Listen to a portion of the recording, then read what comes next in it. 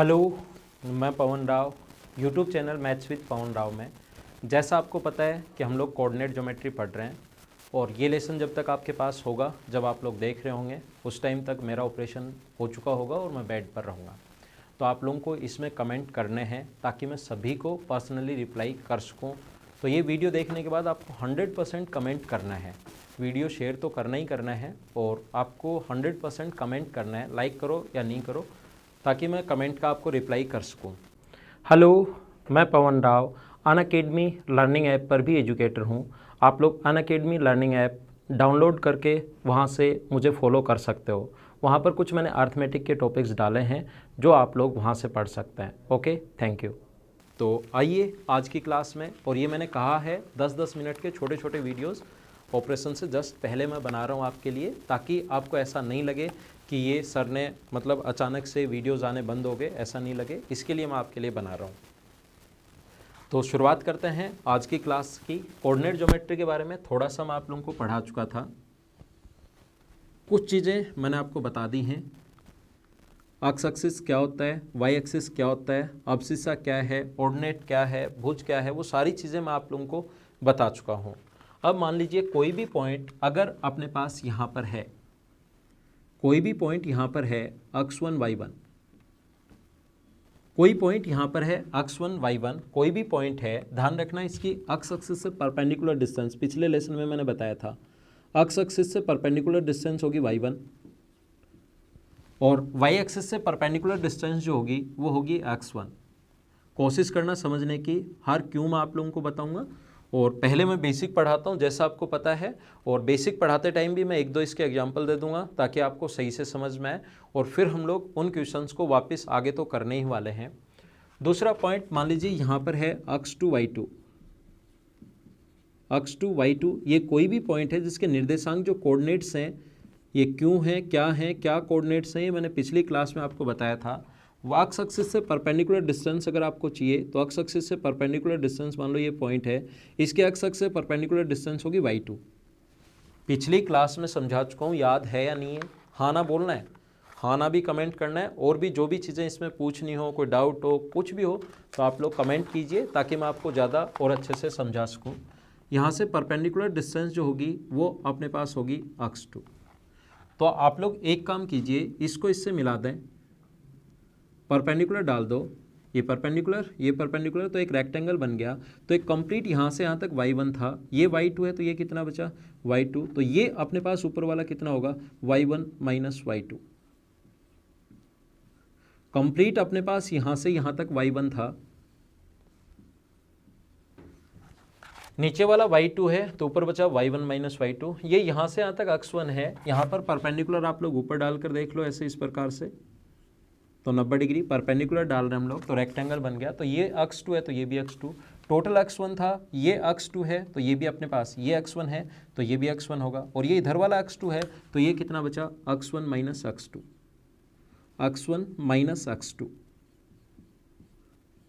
और यहाँ से यहाँ तक की दूरी अगर आप लोगों को निकालनी है तो ज्योमेट्री और मेंसुरेशन में बहुत अच्छे से आप लोगों को पढ़ा चुका हूँ। ज्योमेट्री और मेंसुरेशन मैं बहुत अच्छे से आप लोगों को पढ़ा चुका हूँ, उसकी थ्योरी आप लोगों को याद भी होगी। इसका स्क्वायर प्लस इसका स्क्वायर बराबर इसका स्क्वायर, पाइथागोरस थ्योरम से। तो डिस्टेंस बिटवीन टू पॉइंट्स अगर d माने तो d बराबर अपने पास होगा x1 माइनस x2 का स्क्वायर। कैसे आया वो चीज़ मैं बताता हूँ, और ये तो हमेशा ही मैं आप लोगों को बताता हूँ और आगे भी बताता रहूँगा कि चीज़ें कैसे आई होंगी। ट्रिग्नोमेट्री में आपको पढ़ा रहा था, उसको बीच में मैंने छोड़ दिया है। ये कुछ वीडियोस कल क्योंकि ऑपरेशन है सो उससे जस्ट पहले रात को मैं आपके लिए बना रहा हूँ ताकि आपकी पढ़ाई में ज़्यादा दिक्कत नहीं आए और आप लोग इससे पढ़ते रहो। जो स्टूडेंट, क्योंकि ऑफलाइन क्लासेज भी मैंने बंद कर रखी है, अभी ऑनलाइन क्लासेज भी बंद की है, तो उनके भी जो स्टूडेंट हैं वो भी इनको देखते रहें तो टाइम ज़्यादा आपका वेस्ट नहीं हो। तो x1 माइनस x2 का square plus y1 minus y2 का स्क्वायर, ये कंप्लीट लेसन आपको मैं पढ़ा देता हूँ। ये क्या है, डिस्टेंस बिटवीन टू पॉइंट्स का फॉर्मूला।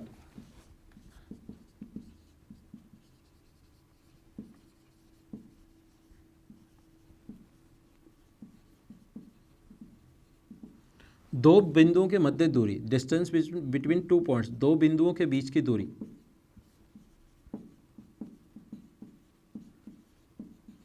तो x1 माइनस x2 का square plus y1 minus y2 का स्क्वायर। और कभी भी एक पॉइंट दिया हुआ हो x, y और दूसरा पॉइंट अगर ओरिजिन पॉइंट हो, ओरिजिन जो पॉइंट है मूल बिंदु, उसके निर्देशांक कितने होते हैं 0,0। और ये चैप्टर एक बार जैसे मैं पढ़ाऊँ कहीं से कुछ भी पढ़ने की ज़रूरत नहीं है, उसके बाद कंप्लीट आपका पूरा का पूरा लेसन क्लियर हो जाएगा। तो इसको आप लोग यहीं से पढ़ लेना आराम से, सारी की सारी चीज़ें मैं बता दूंगा, लेकिन थोड़ा सा टाइम ज़रूर लगेगा क्योंकि ये वीडियो जो है वो थोड़े से छोटे मैं बना रहा हूँ अभी, क्योंकि काफ़ी वीडियोज़ आपके लिए बनाने इसलिए। तो 0, 0 अगर है अपने पास और एक पॉइंट अगर x, y है, तो फिर अपने पास distance between origin point and a point, तो वो होगा x square plus Y square. एक पॉइंट अगर x, y है, एक पॉइंट कहीं भी बना लो, मान लो यहाँ पर है x, y और एक पॉइंट 0, 0 अगर है तो x माइनस 0 का square plus y minus x2 की वैल्यू 0 ले ली, y2 की वैल्यू 0, तो x square plus Y square. ये फॉर्मूला कब लगेगा, जब एक ओरिजिन पॉइंट है, और ये फॉर्मूला कब लगेगा, जब अपने पास दो पॉइंट दिए हुए हैं, तब अपने पास ये वाले फॉर्मूले लगेंगे। ये आप लोग याद रखना। एक दो क्वेश्चन अगर मैं आप लोगों को इसके समझाना चाहूँ, इसके क्वेश्चंस अगर हम लोग समझें,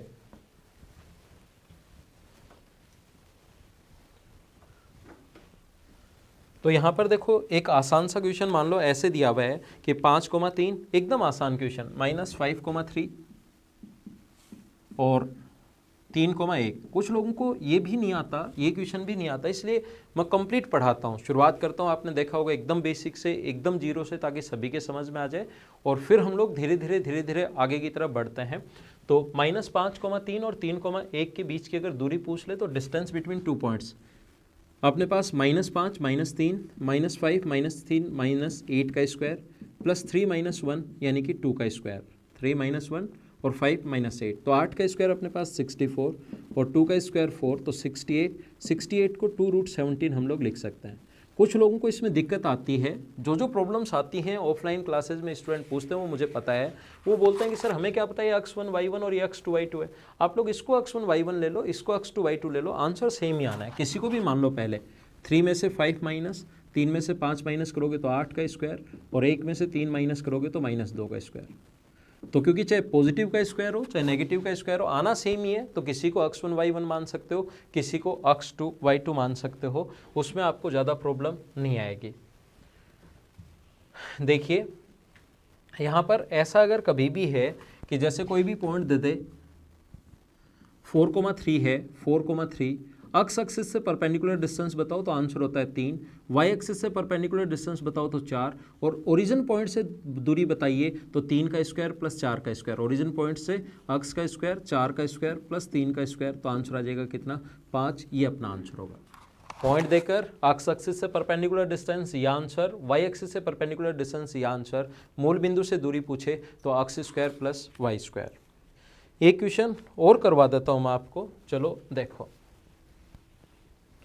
ऐसे लिखा हुआ है अपने पास 8,p, पॉइंट दिया हुआ है 8,p और 4,3 के बीच की दूरी क्या होगी। बीच की दूरी 5 है, इनके बीच की दूरी डिस्टेंस बिटवीन 2 पॉइंट्स 5 है। Then find the value of p, और ऑप्शन दिए हुए हैं 0,8, 0,5, 0,8, 0,5, 0,6 और 0,4। ये a, b, c और d 4 ऑप्शन दिए हुए हैं। तो यहाँ पर अपने पास ये जो लिखा हुआ है, हम लोग क्या करेंगे, 8 - 4 का स्क्वायर तो 4 का स्क्वायर प्लस p - 3 का स्क्वायर तो 3 का स्क्वायर का रूट करेंगे तो अपने पास बन जाएगा 5 का स्क्वायर। डिस्टेंस बिटवीन 2 पॉइंट्स का फॉर्मूला x1 - x2 का स्क्वायर प्लस y1 - y2 का स्क्वायर। अब अपने पास या तो इसका द्विघात समीकरण बना के सोल्व करो, या 5 का स्क्वायर है 3 का स्क्वायर प्लस 4 का स्क्वायर। तो यहाँ 3 बनाने के लिए p का जो मान होगा, p की वैल्यू ध्यान रखना 0 भी हो सकती है और p का मान 6 भी हो सकता है। 0 रखोगे तो भी -3 का स्क्वायर भी वही होता है, ट्रिपलेट्स आपको याद होंगे, या 6 रखोगे तो भी आंसर वही होता है। एक और क्वेश्चन देख लीजिए आप लोग। अगला क्वेश्चन ऐसे लिखा हुआ है,